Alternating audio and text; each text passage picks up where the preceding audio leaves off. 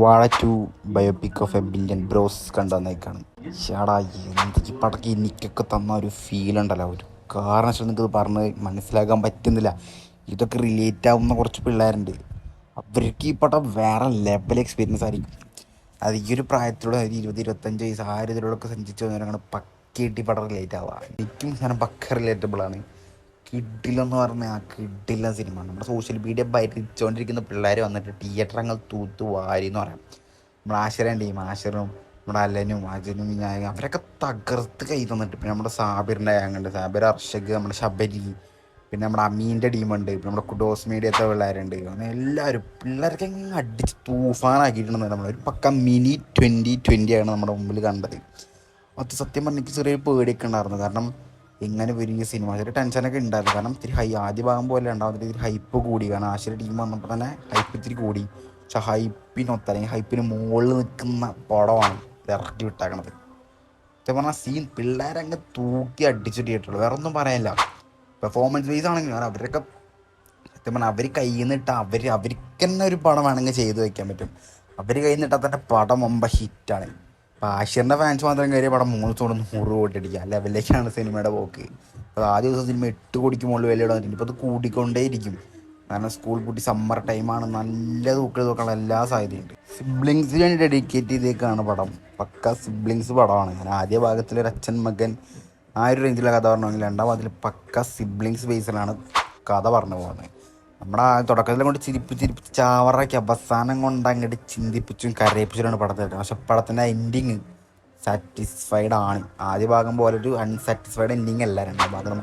പടം കണ്ട് നമുക്ക് പുഞ്ചിരിയോടെ തന്നെ പുറത്തിറങ്ങാൻ പറ്റും. പിന്നെ പടം പക്ക വെറുത്ത് പടമാണ്.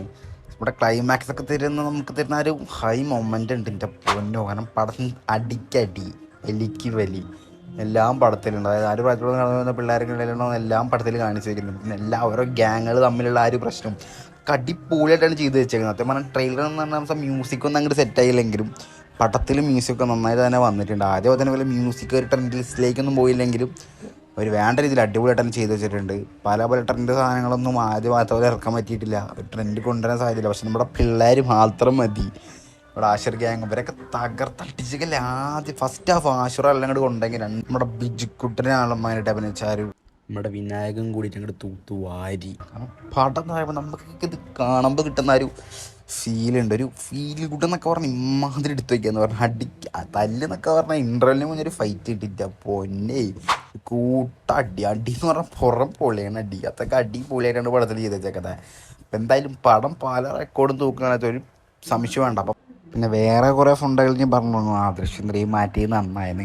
ദൃശ്യം 3 മാറ്റിയില്ലെങ്കിൽ ഈ പടം ആണെങ്കിലുണ്ടല്ലോ ഏതും ഒരുത്തനും ഒരു തേങ്ങയുടെ മോഡും വേണ്ട, പടം കയറി പൊട്ടും. ഇതാണ് മക്കളെ പടം. ഇപ്പോൾ ദൃശ്യം 3 ഉണ്ടെങ്കിലും ഈ സിനിമ കിട്ടിയ റെസ്പോൺസിബിൾ വ്യത്യാസം ഉണ്ടാകുമോ? പടം കയറി അടിക്കും. ഈ അടിയല്ലപ്പോൾ ഇതിന് ഇരട്ടിയുടെ അടി ദൃശ്യം 3 ഉണ്ടെങ്കിലും പിള്ളേർ കയറി തിയേറ്റർ അങ്ങ് തൂത്തും മറിച്ചിടും. കാരണം സത്യം പറഞ്ഞാൽ ചിരിച്ചങ്ങ് ചത്തിട്ടുണ്ട്. ഓൾറെഡി നമ്മുടെ ആടുതടി കണ്ട് ഇല്ലാണ്ടായിട്ടാണ് നമ്മൾ വരുന്നത്. അപ്പോൾ വീണ്ടും അടുത്ത സാധനം അതും ചിരിപ്പിച്ചിരിപ്പിച്ച് അവസാനം കൊണ്ട് നമ്മുടെ കരയിപ്പിച്ചിട്ടാണ് തിയേറ്റർ വിടുക. പക്ഷെ ഒരു സാറ്റിസ്ഫൈഡ് ആയിട്ടുള്ള ഒരു എൻഡിങ് ഉള്ളതുകൊണ്ട് മാത്രം നമുക്ക് നല്ലൊരു എക്സ്പീരിയൻസ് ആയിരിക്കും ഒരു സിനിമ. അതായത് മാക്സിമം എല്ലാവരും തിയേറ്ററിൽ തന്നെ പോയി കാണും. ഇൻസ്റ്റയിൽ ഓരോ റീലിട്ട് നമ്മൾ ചിരിപ്പിക്കുന്ന പിള്ളേരെ അങ്ങ് തിയേറ്ററിലും ചിരിപ്പിച്ച് നമ്മളെ ഇല്ലാതാക്കിയേക്കാണ്. അപ്പോൾ എന്തായാലും നിങ്ങൾക്ക് കാണുമ്പോൾ കിട്ടുന്ന ഒരു എക്സ്പീരിയൻസ് നമ്മുടെ നാട്ടിൽ ഗ്യാങ്ങായിട്ട് അല്ലെങ്കിൽ ക്ലാസ്സിലെ ഗ്യാങ്ങായിട്ട് പോയി കഴിഞ്ഞിട്ടുണ്ടല്ലോ അത് മറ്റു വേറെ ലീഗ് എക്സ്പീരിയൻസ് ആയിരിക്കും. എന്തായാലും സിനിമ തിയേറ്റർ തന്നെ വാച്ച് ചെയ്യണമെങ്കിൽ അതിൻ്റെ ഒരു സത്യം പറഞ്ഞാൽ തിയേറ്റർ മൊത്തം ഒരു കൂട്ടത്തിരുന്ന് അങ്ങ് ചിരിയോട് ചിരിയാണ്. അതാണ് ഇതിൻ്റെ റേഞ്ച്. പാട് 3ക്ക് ശേഷം അടുത്ത തൂക്കൽ നമ്മുടെ വാഴ 2 പിള്ളേരങ്ങ് തൂത്തുവാരിട്ടുണ്ട്. നെക്സ്റ്റ് 100 കോടി ലോഡിങ്ങാണ്. അപ്പം മിനി 2020 തിയേറ്ററിൽ തന്നെ പോയി കാണാം. പടം അടിച്ച് തൂഫാനാക്കി വെച്ചിട്ടുണ്ട്. സത്യം പറഞ്ഞാൽ എക്സൈറ്റ്മെൻറ്റ് കൊണ്ട് പലതും പറയണമെന്നുണ്ട്, ബട്ട് സ്പോയിലർ ആയിപ്പോവും. അപ്പോൾ നമുക്ക് അടുത്തിടെ കാണാം. ബൈ.